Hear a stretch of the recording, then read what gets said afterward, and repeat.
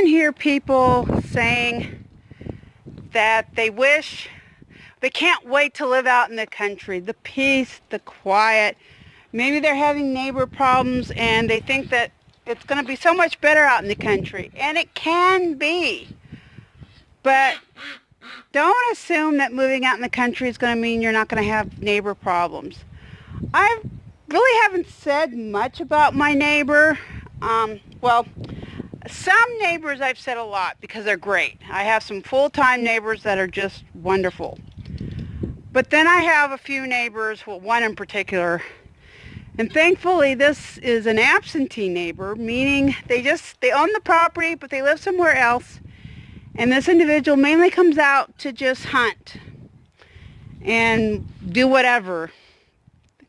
And thankfully he doesn't come very often because it's a good 5 or 6 hour drive. Maybe more. It all really depends on exactly the area he lives in. It covers a lot of, or supposedly he lives in the Houston area, but I don't know what part of Houston area. So it could be anywhere from 5 to 7, 8 hour drive. But so he doesn't come out that often, thankfully, but he does come out. And he came out this weekend. And well, whenever he's out here, I don't, it's not fun.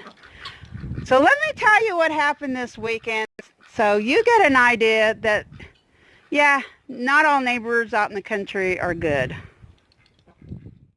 When this particular neighbor comes out, and he owns that land to my south, and when he comes out, he likes to do a lot of target practicing, some hunting, depending on his purpose.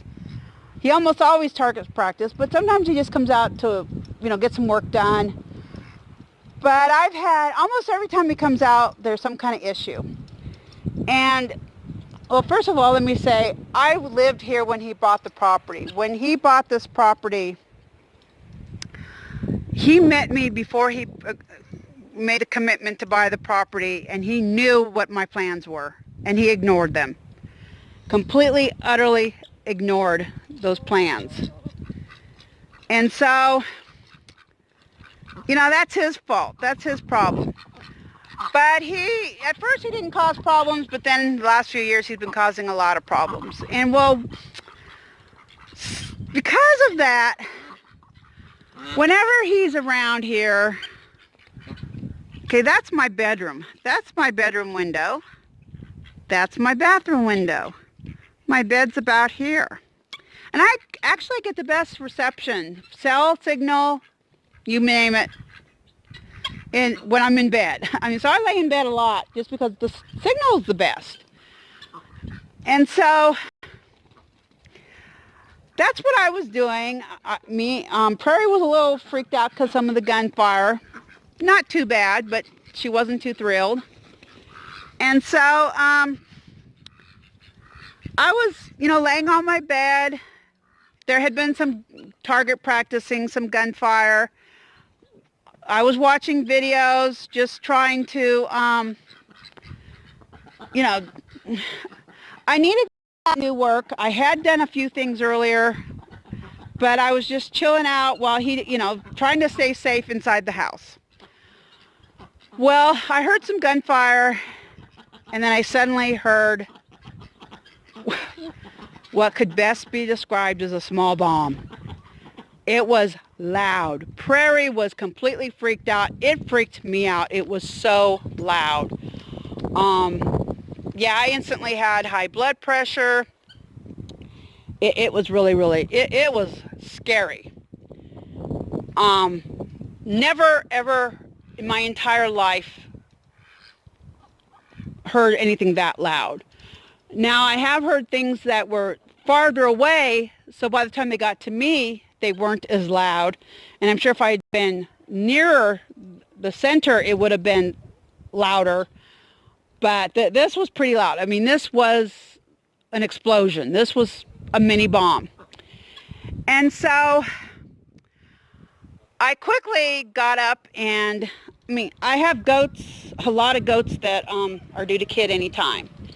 So I looked out the front windows and checked out the goats over here, because this paddock over here is where all the does are. And as best as I could from that vantage point, tried to make they all looked okay. Wanted to make sure nobody was killed. And I did later go and do a head count, make sure there wasn't any injuries or anything. And then I came back into my room and looked through this window. And that's when I noticed, and it was from this corner, I measured to this corner to over here, and it was about, it came out to about 27 feet. I had the tape measure, and there was an object there, and I saw all the chickens and ducks and everybody was just running. And at first I honestly thought maybe it was my neighbor had shot a turkey or something. Well, when I got out here and got close enough, I realized it was not a turkey, it was not a bird, it was a hog's head. And it just shocked me. It's like, how do, hogs don't fall out of the sky. And it didn't take long, and I started realizing he must have, my neighbor must have blown up hogs or something. So I called, which I rarely do anymore because our law enforcement is pathetic, but I called and asked for the game warden to come. I knew deputies wouldn't do nothing. And it took an hour. He was far away. This is a huge county land-wise. And he's got a huge area to take care of, and it was his day off. But he eventually did come, and to my shock, a deputy followed him, though the deputy just kind of stood by there, didn't do anything. Never said a thing. It was the game warden who was in control.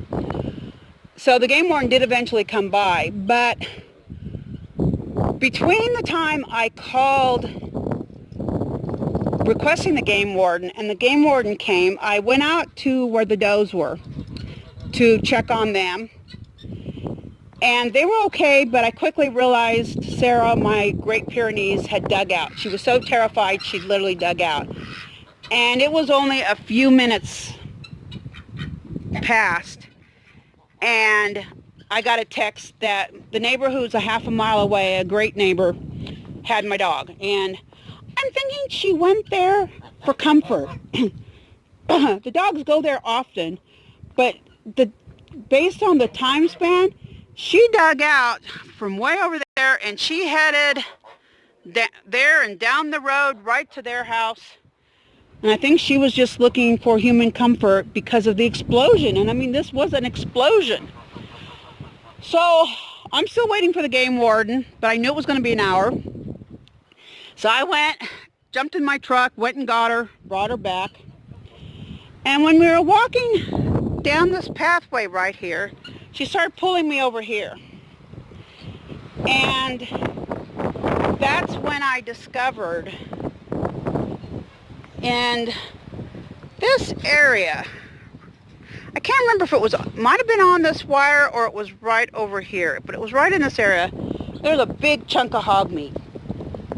Fresh blood, everything hog meat.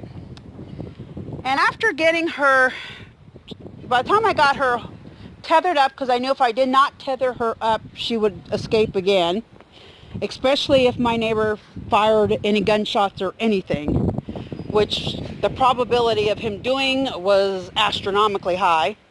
Well, by that time, the game warden came, and so I went and I talked to him, and I told him, and it took him a while to even, to really comprehend that there was an explosion over there, as loud as a bomb, and that it had sent hog parts flying onto my place.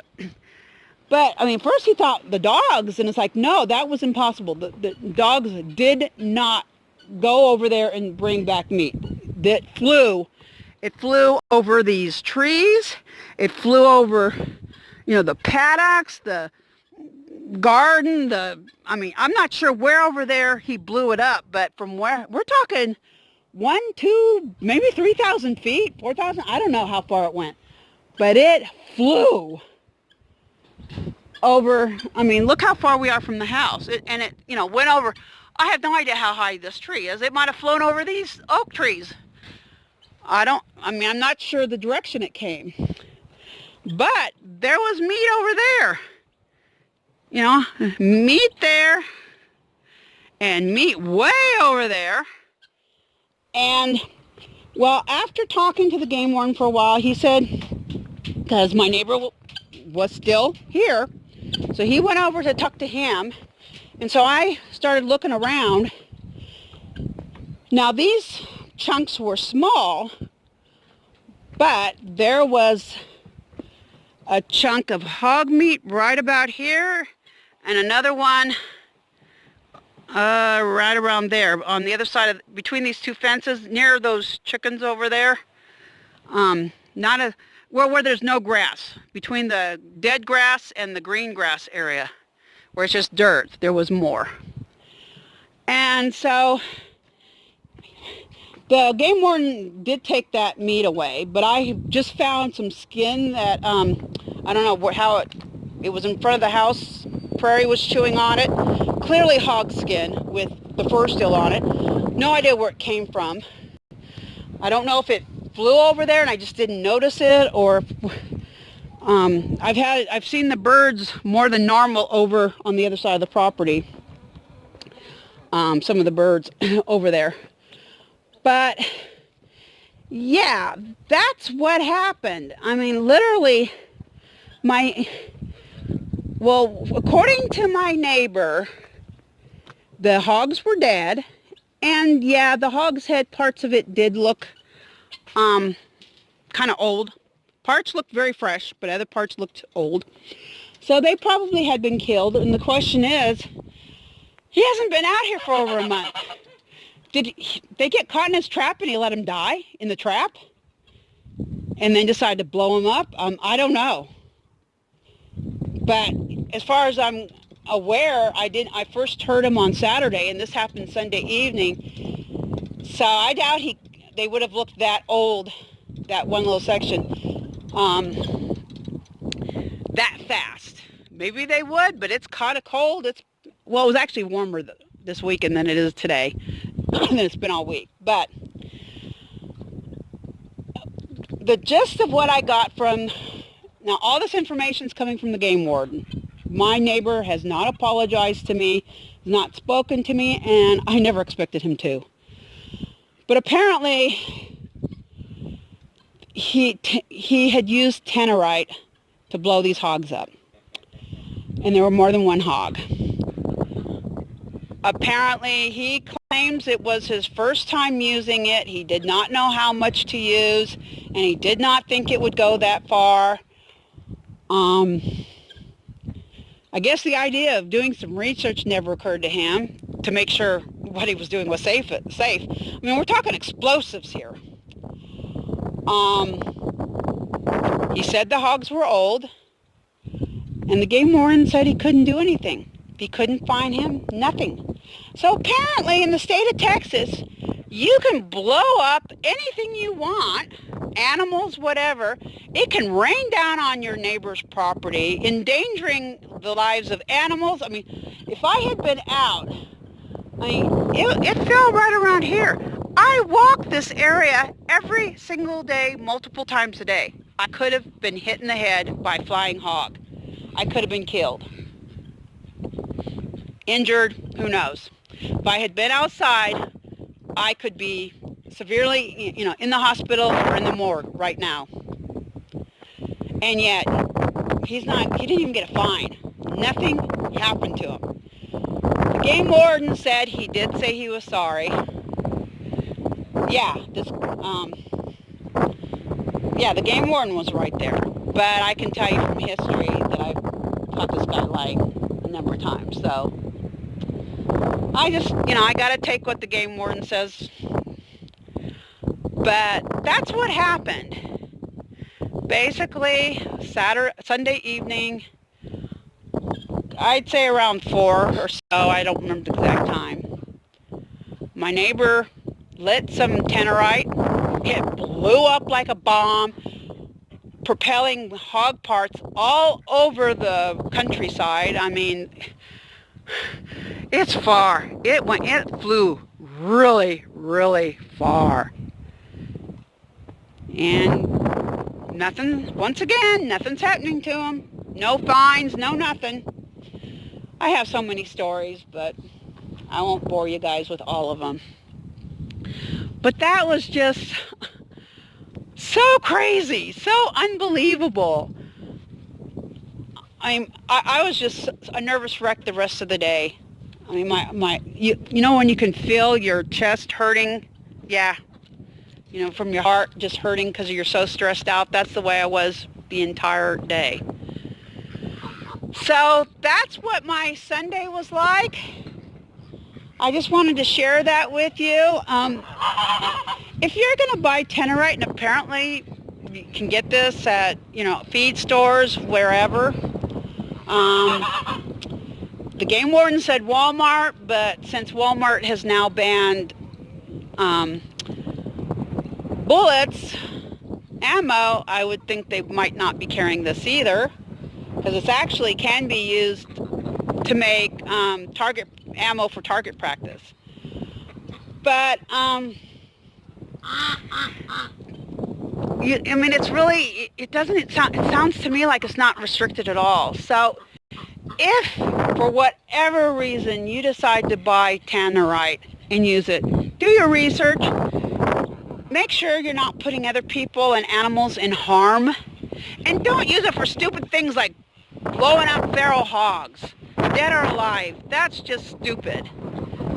I mean, that's really, really stupid. So that's what my Sunday was like. Yeah, it was crazy. I hope you don't have to deal with nutty neighbors like I do. Thankfully, he went home Monday afternoon. I know for a fact he was here in the morning, but by afternoon it was quiet, and I haven't heard of him since. So usually he goes home at night, but he clearly went home in the afternoon. So my life is back to peaceful and quiet, and I don't have to worry about bombs going off next door until he decides to come back. And hopefully he'll use his brain next time. Maybe not do that anymore. I don't put it past him, though. He's an idiot. Oh, well. So I just wanted to share that little experience I had on Sunday, and I hope you're doing well. And thanks for listening to me, and have a wonderful day.